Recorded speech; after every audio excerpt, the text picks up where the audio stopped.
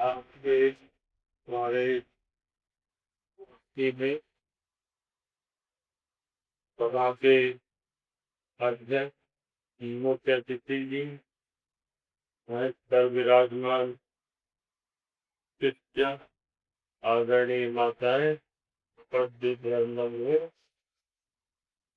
इस अवसर पर अभी पूर्व वक्ताओं ने गुरु के बारे में बहुत कुछ कहा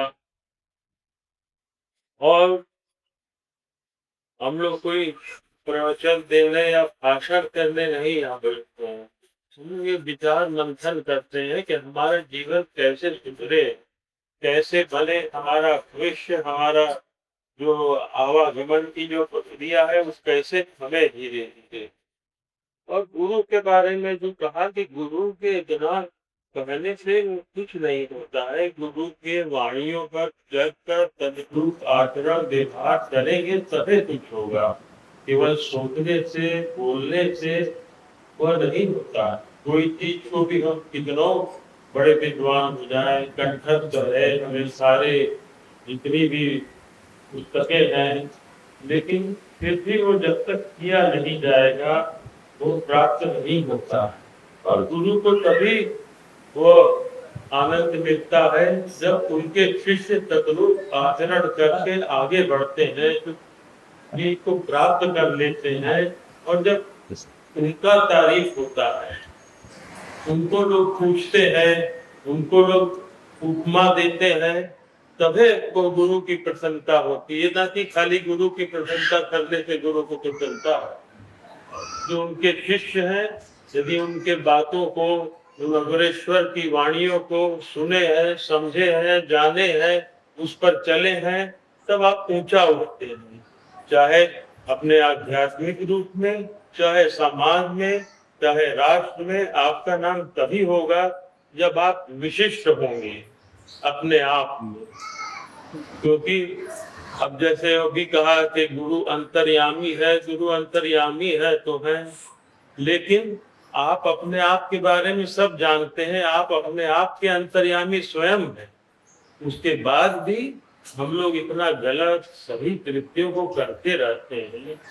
समाज में देख रहे हैं, परिवारों में देख रहे हैं, आपस में लोगों में, मनुष्यों में देख रहे हैं कि यही सब हो रहा है। और उसका कारण एक ये है कि हम लोग जो अब नौजवान हैं वो महापुरुषों की वाणियों का अवलंबन नहीं कर रहे हैं, नहीं सुन रहे हैं, गुरु की बातों को हम लोग नहीं सुन रहे हैं। इसीलिए और जो आजकल के विशेषकर नौजवान है, मैं देख रहा हूँ यहाँ भी इस बार भी जनसंख्या हमारे नौजवानों की काफी तादाद में है, और वो आप लोगों का सहयोग भी पूरे मनोयोग से कर रहे हैं। और वो कुछ समझे, वो कुछ प्राप्त करें, या आप लोग भी इतना दूर से आते हैं, क्या करने के लिए आते हैं?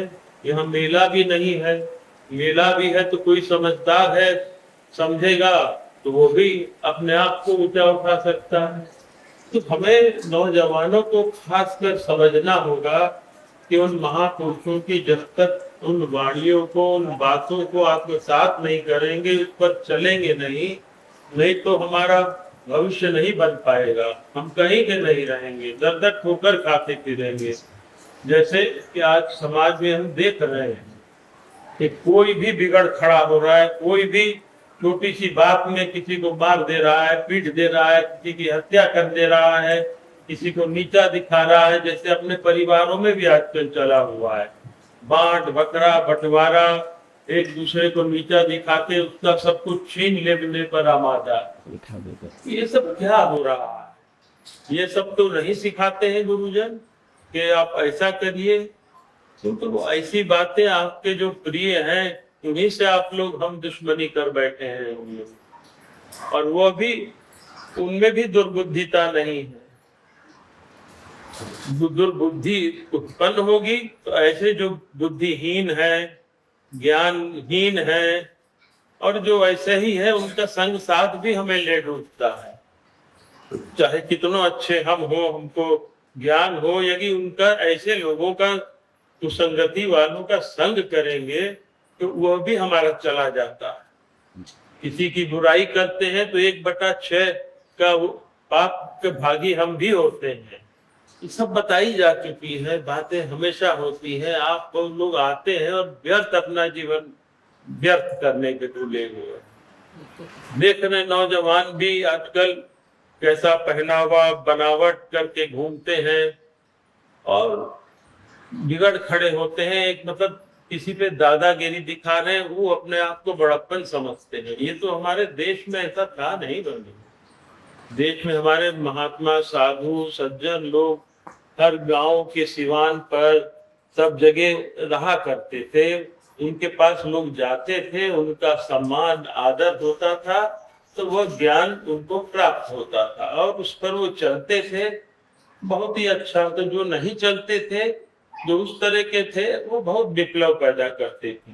ये जरूरी नहीं कि इसी जमाने में है। इस जमाने में तादाद बहुत ज्यादा है क्योंकि जनसंख्या बहुत ज्यादा है। उस जमाने में भी वैसे लोग हुआ करते थे जो विप्लव पैदा करते थे, मार काट मचाने के सचेष्ट रहते थे, एक दूसरे का छीना झपटी का भी रहते थे। लेकिन आज का समय में भी वही है और वो हम लोग इस तरह करेंगे हम कुछ पाएंगे नहीं। जैसे दुर्बल को सता रहे हैं, बहुत लोग हैं जो प्रभुत्व पा जाते हैं।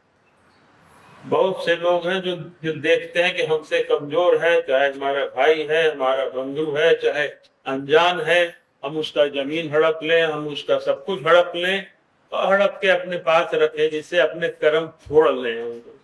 इसको कहते हैं कि अपने कर्म स्वयं फोड़ना, अपना माथा स्वयं फोड़ना, अपना भविष्य स्वयं बर्बाद करना।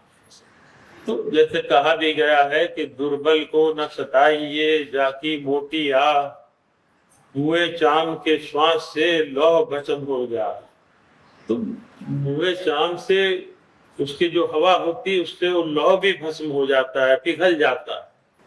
तो गरीब है, असहाय है, दुर्बल है, कमजोर है, चाहे कोई हो, आपका बंधु बांधव हो, आपका भाई हो, आपके देश गांव समाज में शहर में रहने वाला हो, यदि आप उसको सताएंगे और वो मौन कुछ नहीं कर पाएगा, कुछ नहीं कहेगा, तो उसकी आह ऐसी लगती है कि वो बर्बाद कर देता है। बहुत से रूप हैं बर्बाद करने के, हमारी समझ में भी नहीं आएंगी जल्दी कि वह कर्म की गति क्या होती है, कैसी होती है। तो बंधुओं, हम लोग आते हैं तो हम लोग ये सीखे, कुछ सीखे, कुछ करें। हमारी उम्र भी निकलती जा रही है। कई लोग बहुत समय से आते हैं, बुजुर्ग हो गए हैं, बहुत सी व्याधियां पकड़ ली हैं। वो तो खान पान मिलावट का है, क्योंकि हमारे देश में है, अधिकारी हैं, उसके हैं, लेकिन कोई मतलब नहीं। खा के हमारा शरीर, हमारा मन, हमारा मस्तिष्क सब खराब हो जाता है। तो बंधु, मेरा आप लोग यहाँ आने का आशय हम लोग समझे, उसको गंभीरता से लें। हम लोग यहाँ कोई ऐसे मेला करने नहीं आते हैं। तो जैसे बताया, कोई भी छोटा काम, बड़ा काम, कोई काम छोटा नहीं होता। छोटा काम भी बहुत बड़ा बड़ा कार्य करा देता है और बड़े बड़े कार्य करने में भी कोई कार्य हमको कुछ हासिल नहीं हो पाता है। हम लोग अपने आप को अपने अहंकार से, अपने दमखम से उस कमजोर को दबा के प्रभुत्व पाना चाहते हैं, लेकिन इसके पीछे है क्या? इसके पीछे उस परा प्रकृति का जो कार्य हो, क्या हो रहा है, ये हमको समझ में नहीं आता और हम अपना भाग्य अपने हाथ में लिख देते हैं। जैसे कई लोग हैं, एक नौजवान था, हमेशा कहता मेरी तबीयत ठीक नहीं है, बड़ी एकदम मेरे खराब होता जा रहा है। उसको आज 15 साल हो गया, अट्ठा कट्ठा मुस्टंडा हो गया। तो ऐसे दिमाग हमारा देखिए कहाँ जाता है। एक वकील साहब कह रहे मेरे बहुत कमजोर हूँ, डर पैदा करते हैं, भय पैदा करते हैं लोग, उससे आप भयभीत होंगे तो आपके ऊपर वो असर होगा, वो तंत्र भी होगा, मंत्र का भी होगा, सब चीज का होगा। तो ये कह रहे थे ऐसा मेरे को 25 साल से मेरा खून पी रहा है। वो कौन पी रहा है भैया? कौन भूत है, क्या है, तुम्हारा खून पी रहा है? और 25 साल से पी रहा है, अभी तक तुम ठीक ठाक हो, चल फिर रहे हो, ये क्या मतलब? हम सोचे हो सकता है मच्छर काट रहे होंगे तो हम सभी को काटते करते हैं भाई। तो ऐसी जब मानसिकता हम लोग रख लेंगे तो हम लोग कुछ नहीं कर पाएंगे, क्या कर लेंगे। ऐसी मानसिकता हमारे समाज में बढ़ती जा रही है। महिलाओं पे अत्याचार हो रहा है, लोगों पे, कमजोरों पे अत्याचार हो रहा है, तो प्रकृति इसको ज्यादा दिन सहन नहीं कर सकती। तो प्रकृति फिर अपना काम करेगी, फिर उसको वो नियंत्रण करेगी। अब जिस रूप में करेगी, मैं नहीं बोलना चाहता हूँ किस रूप में करेगी। बहुत से उसके पास रूप है, बहुत सी उसके पास हथियार हैं, हथियार जो अदृश्य हैं, दिखाई नहीं देंगे, समझ नहीं आएंगे। उस साधु महात्मा संत आप लोगों को बताते बताते चले भी गए, लेकिन हमने सुना नहीं। जैसे कबीरदास जी भी कहे, कबीर सुनो भाई साधो, कहते कहते चले गए, लेकिन सदोइया एक। तो यही बात हम लोग के साथ भी है। जब जागे तभी सवेरा, जब हमें ये बातें समझ आ जाए तो हम लोग अपने रास्ते को, अपने भविष्य को, अपने कर्मों को अपने हाथ से गढ़ रहे हैं। मिथ्या दोष हम ईश्वर को लगाते हैं, कार्य ही कर्म ही मिथ्या दोष लगाए, सिद्ध हुए नहीं पछताए। तो ये समझ में नहीं आएगा हम लोग, ना मैं आपको उतना समझा पाऊंगा, ना आप समझ पाएंगे। पता नहीं कितनी हमारी समझ, लेकिन कुछ लोग जरूर समझते हैं इस चीज को। और जो आप लोग हैं उस चीज को ले जाके आगे समाज में बोलेंगे, करेंगे, कहेंगे, शायद किसी 150 हजार में से 1-2 को समझ आ जाए तो वो भी बहुत बड़ी उपलब्धि होगी। और संत महात्मा भी इसीलिए करते हैं कि जो गुरुजन है वो प्राण रूप में हमारे अंदर प्रतिष्ठित है, बैठे हैं। हमारी आत्मा को हम लोग स्वयं ही प्रदलित कर दे रहे हैं इन सब कृत्यों को करते करते, फिर भी समझ नहीं आ रही है। इतने महापुरुष हुए, संत हुए, बताते बताते बताते, लेकिन सुनने वाले बहुत ही कम रहे।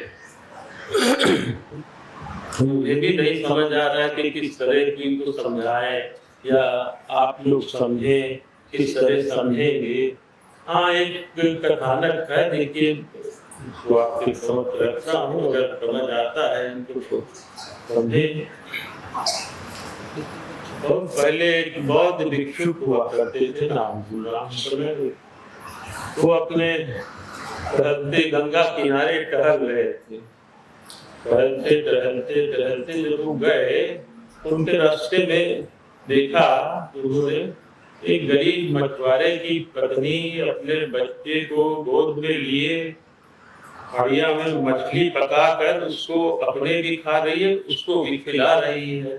फिर देखा एक मरियल सा कुत्ता उनका मुंह टकटकी लगाए है कि हमको भी उसमें से मिल जाता, लेकिन उसको दुत्कार रही है, भगा रही है, और अपने बच्चे को अपने खा रही है। तो उन्होंने सोचा कि क्या कर्म की गति है, तो उन्होंने थोड़ा ध्यान लगाया। ध्यान लगाकर जब उन्होंने देखा तो देखा, करे ये जो स्त्री है पिछले जन्म में ये जो इसके जो दुश्मन था वही इसके गोद में आज उसके जन्म लिया है पुत्र होकर, जो इसको खिला रही है प्रेम से, खुद भी खा रही है। अपने उसने उसकी हत्या कर दी थी लोभवश कि उसका हमको पैसा धन हमको मिल जाएगा, तो उसने उसकी हत्या कर दी थी। आज उसी की गोद में उसको खिला रही है। तो उन्होंने देखा कुत्ता मरियल सा बेचारा ताक रहा है, ये क्या है, इसका क्या दोष है। जब उन्होंने ध्यान से देखा, अरे ये तो बोले उस स्त्री की पूर्व जन्म में उसकी माँ जो ताक रही उसको दुत्कार में भगा रही है। हम दूर दुत्कारते सोचा कि इतना है तो ये जो ये मछली का मांस खा रहे हैं, तो मछली का क्या वो है, उसका पूर्व का जो कर्म जो आज खा रहे हैं। जब उन्होंने फिर ध्यान लगा के देखा तो देखा तो उसके पिता थे, पूर्व जन्म में उसके पिता थे, उसी का मछली का जन्म लिए थे, उसी का मांस खा रही थी और अपने पुत्र को खिला रही थी जो पूर्व जन्म में उसका दुश्मन था, दुश्मन मानती थी। तब उनको मुझे हंसी आ गई कि अरे यही संसार है, ऐसा ही है, ऐसे ही कर्म करके हम लोग अपना सर्वनाश करने निकले। मैं आपसे यही कहना चाहूंगा कि आप तो जागरूक होइए कि खाली इकट्ठा होके हम लोग मिल बैठ के आपस में विचार विमर्श करते हैं तो उसके बारे में भी हमें सोचना चाहिए। ये तो है साधुताई की बात, साधुताई की नहीं है। हमको साधु सैनिक दोनों के कृत्य करने होते हैं, तो उसके लिए हमें लड़ना भी होता है। हम जाके बॉर्डर पे लड़ते हैं, मारते हैं, कई लोगों को मारते हैं, वापिस आते हैं तो फूल मालाओं से सजाया जाता है। हमारे देश में ही कुछ ऐसे सिर फिरे लोग हैं जो अपने ही लोगों को अपने ही देश में मार रहे हैं, काट रहे हैं, तो ऐसे लोगों को फांसी दी जाती है, उनको सजा दी जाती है, सजा मिलती है। तो उसके लिए भी हमें तैयार रहना होगा। अपने साधु के गुणों के साथ साथ सैनिक के गुणों को भी रख के अपनी सुरक्षा के लिए, अपने परिवार की सुरक्षा के लिए, अपने समाज, अपने राष्ट्र की सुरक्षा के लिए हमें उसके लिए भी तैयार रहना होगा। लेकिन मैं देखता हूँ बहुत से लोगों को, वो खुदे नहीं चल पाते, अपना बोझा खुदे नहीं उठा पाते शरीर का, तो क्या करेंगे? अपने लिए भी पूरा नहीं कर पाते, दूसरे के लिए क्या करेंगे? मैं गया था विदेश में, मेरे को पूर्ण पुराया नहीं है, थाईलैंड वगैरह कहाँ पर गया था, वहाँ भी देखा वहाँ का खान पान या उनका रहन सहन दूसरा है। वहाँ भी देखा मोटे लोग थे, बताते हैं, और भी लोग जो गए होंगे देखे होंगे, लेकिन उनमें फुर्ती बहुत, शरीर से भले कुछ दिखाई दे रहे थे कि नहीं कुछ कर पाएंगे, लेकिन बताया मुझे इन लोगों में इतनी फुर्ती है जो हमारे लोगों में नहीं दिखती।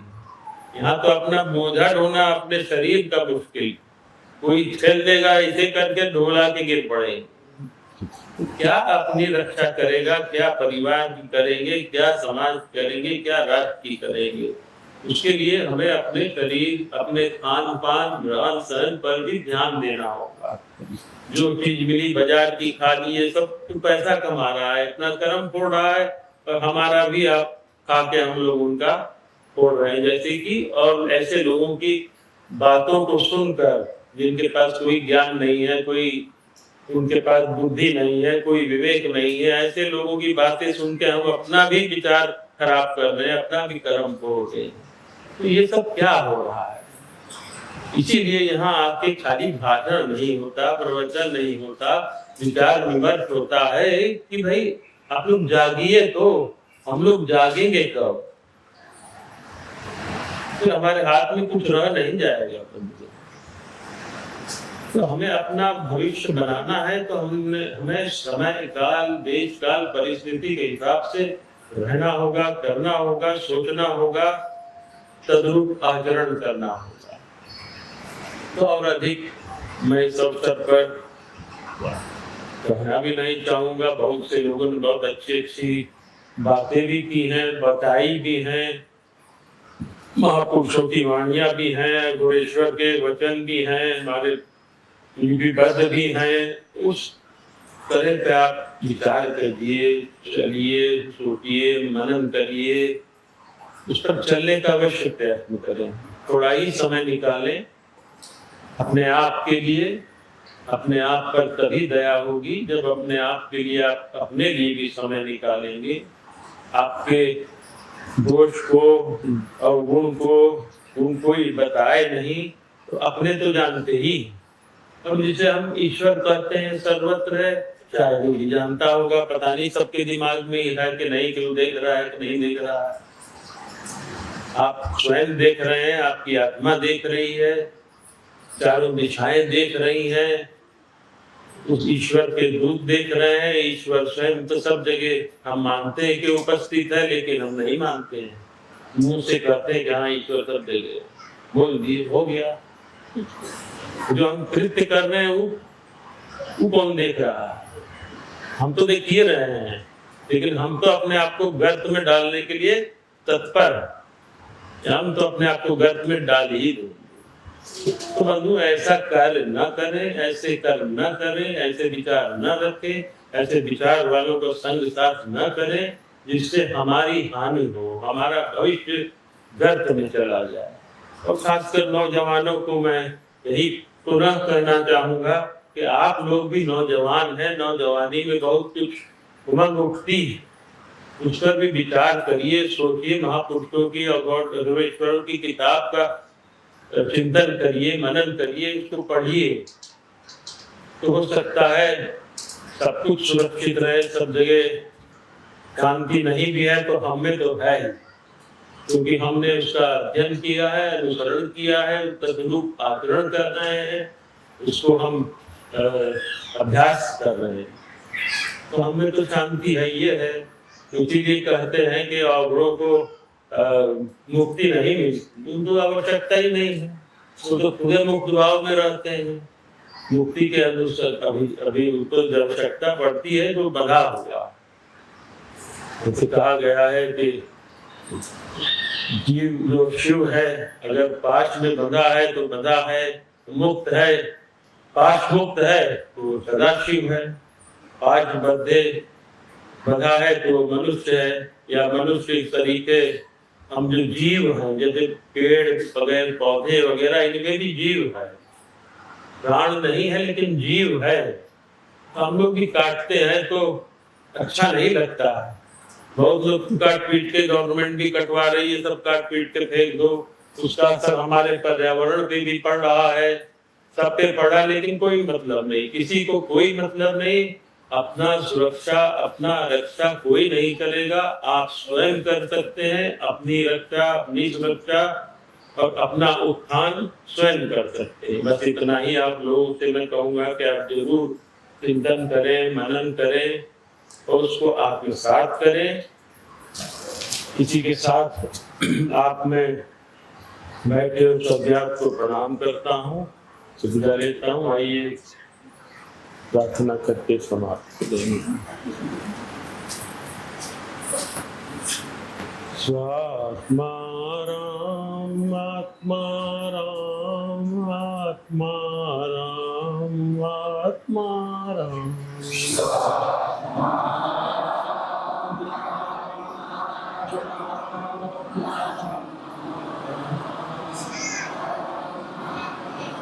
स्वात्मा राम, आत्मा राम, आत्मा राम,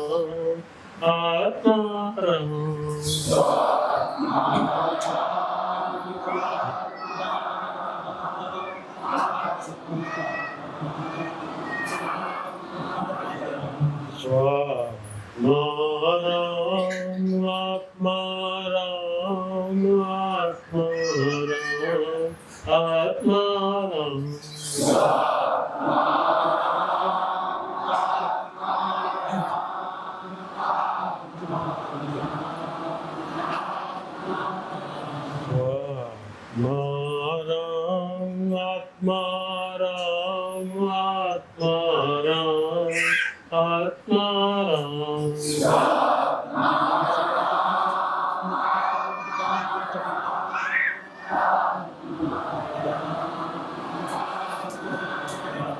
स्वात्मा राम, आत्मा राम, आत्मा राम, आत्मा राम,